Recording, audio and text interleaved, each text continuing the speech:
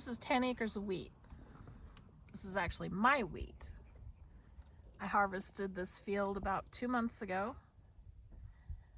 Through that pass right down there, that leads down to my pastures on the other side of the hill. But this is what 10 acres of wheat looks like after it's grown back.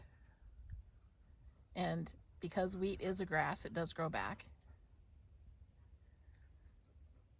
I had a vegan on one of the channels the other day ask me what the difference is between raising wheat and raising cattle. Which is cheaper, more cost efficient, and which actually feeds more people. So let me show you. Alright, so this is my finishing pasture. In another week, I'm going to be bringing those cows that are on the other side of this pond. See the group over there? Oh.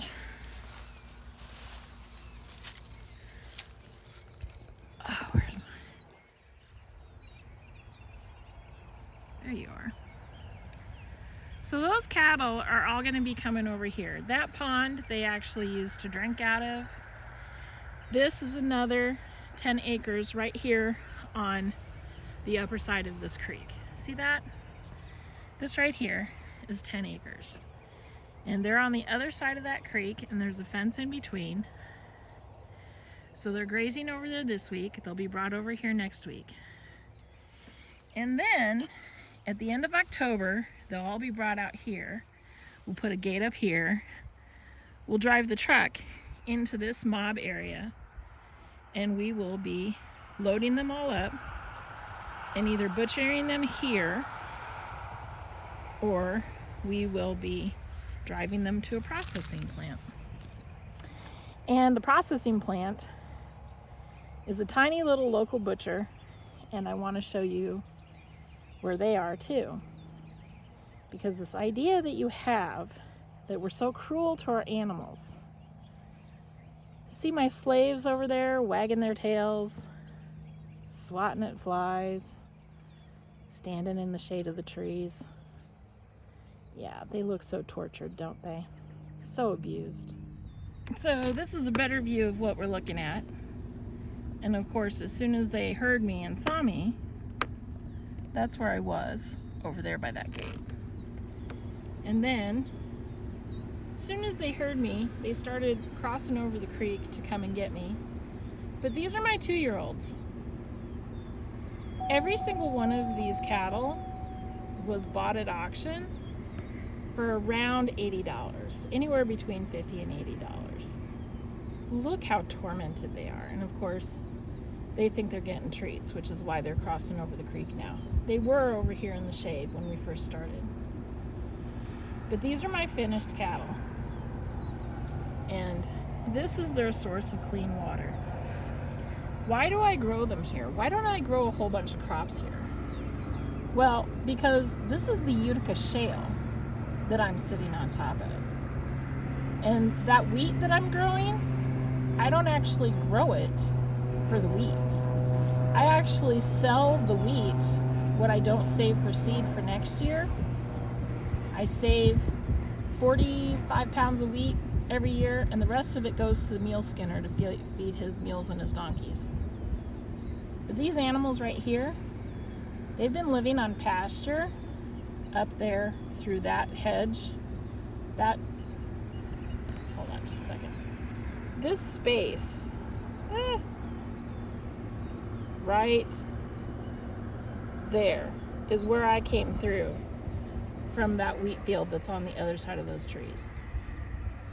And these animals have been living off of this pasture. That wheat field through there, it's not good enough for food. I've been growing that wheat for the last 5 years, and I use Timothy as a cover crop on top of it. Those cattle need more pasture. These are just the finished ones. I have dozens of others in other pastures. So what am I doing? Well, that wheat is actually growing so that I can improve the land, and what I really want from it is the straw for bedding for them in the winter. They have clean water. That's an artesian-fed, spring-fed pond. It has an outlet that I drive down to regularly to clean all the muck out of it. And these ponds are all over the property. And those cattle have 2 weeks left, and look how tortured they are. Oh my goodness. They're all just covered in shit and living in mud and look so horrible.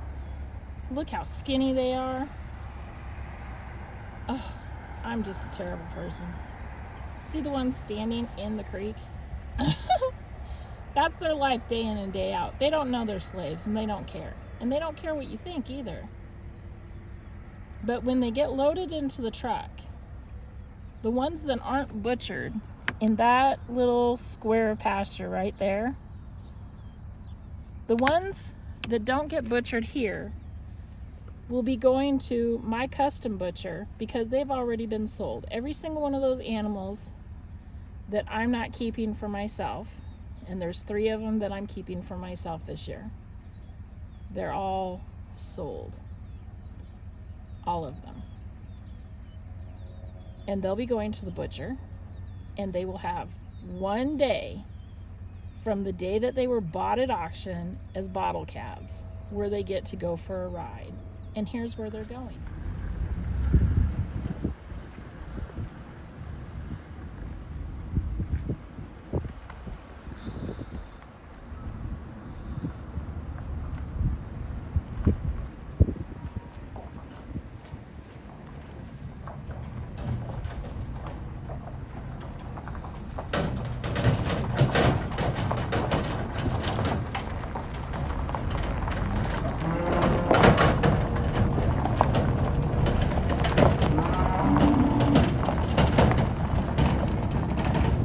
So this is my meat processor's place, and this is one of my neighbors who is dropping off. If you look out here, there's a pasture in the back, there's a trailer and a farm back there. This is what the average meat packer's plant looks like in the United States. They don't have big stockyards. You have enough room to load 1 animal at a time. And this meat packer, this processing plant, does 1 animal at a time. This is a fair steer that's being unloaded. And that animal is going to be food for that family. But there is no stockyard. That animal has just been brought from the fairgrounds and will be food for a family for the next year. So all of this is what goes on all over the United States. 1 animal at a time, not these animals that are being herded in giant packed semi-trailers. This is the norm. And this is 970,000 producers around the United States every year. This is what we actually do.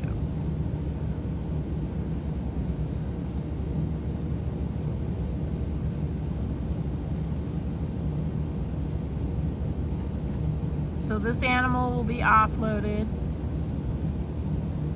as soon as they open the gates. And he'll be taken into the kill room, which is that lean-to right there on the back side of the building.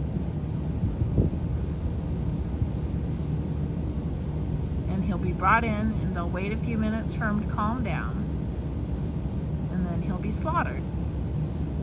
And it takes 10 seconds. That's it. That's how absolutely cruel and horrible this is. He is bawling because he's not used to being in a moving vehicle, and he doesn't like being pent up in there. but he's fine. He's not injured. He's just confined. And cattle do not like confinement. They also don't like not being able to see around them.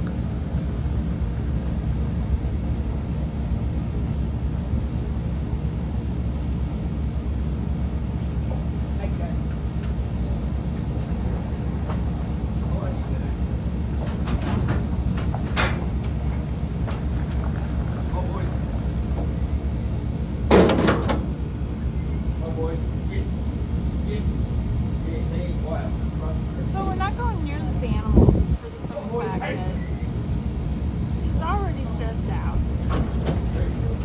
So there he goes. He's absolutely fine. There he's gone. That's how easy it is. There's nothing cruel about it.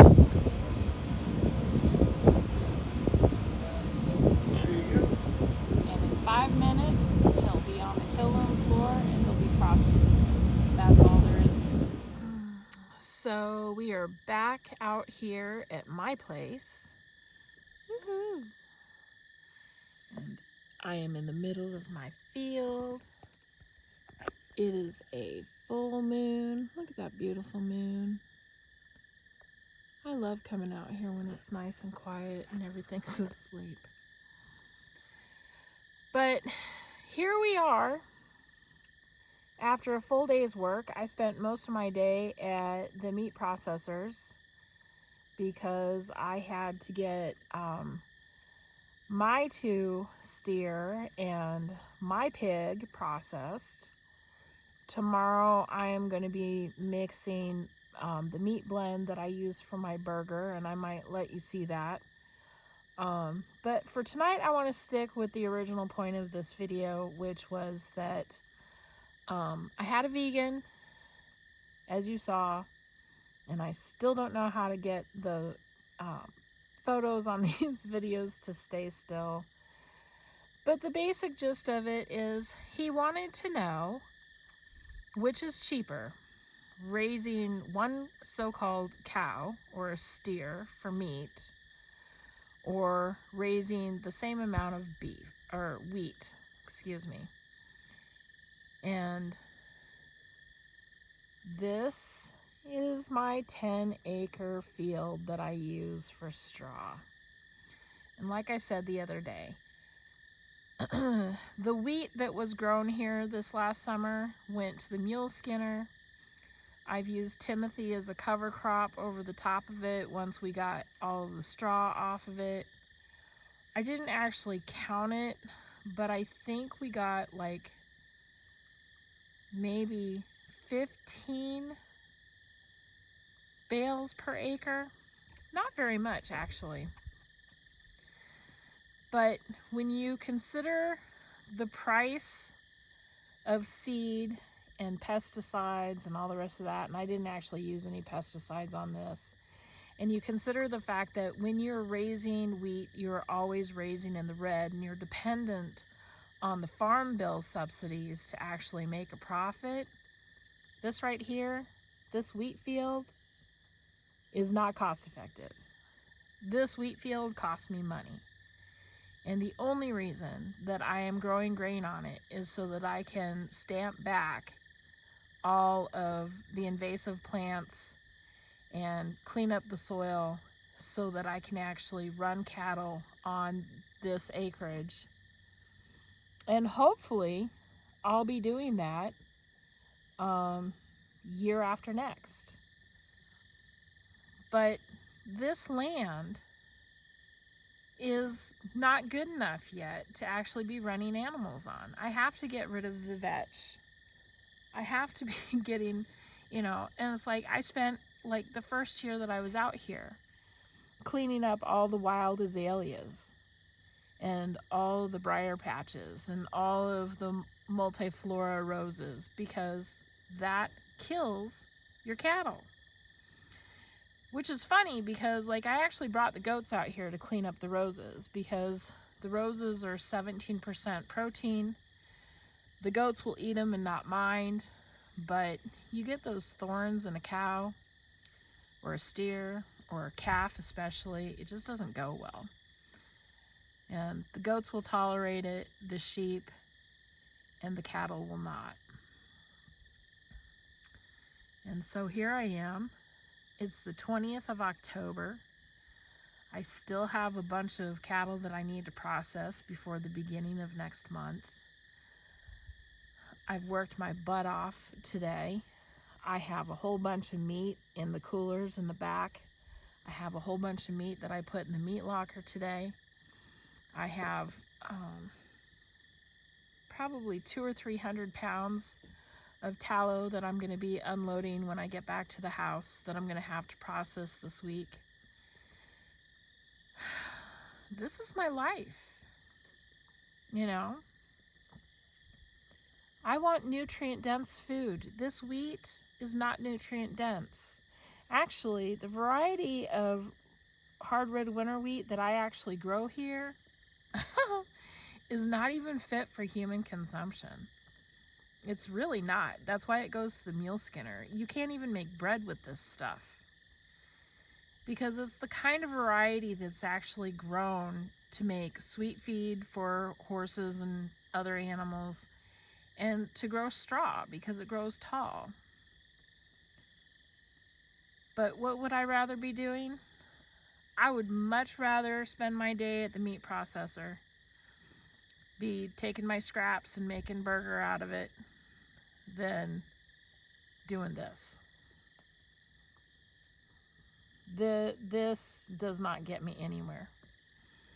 And if you pay attention to the graph that I put screenshots of at the beginning of this video, and you take a look at that whole graph as it appears on the website that I'm going to put down below the description of this video, you will see that raising cattle is far more cost effective.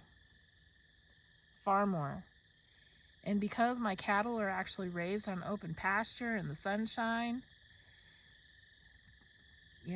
they have very little issues with disease. They have very little issues with predators because I'm out here in the middle of the night. It is a full moon, which means that the coyotes are out. I heard them earlier. And right back in here in these woods go back for about 12 acres, I think.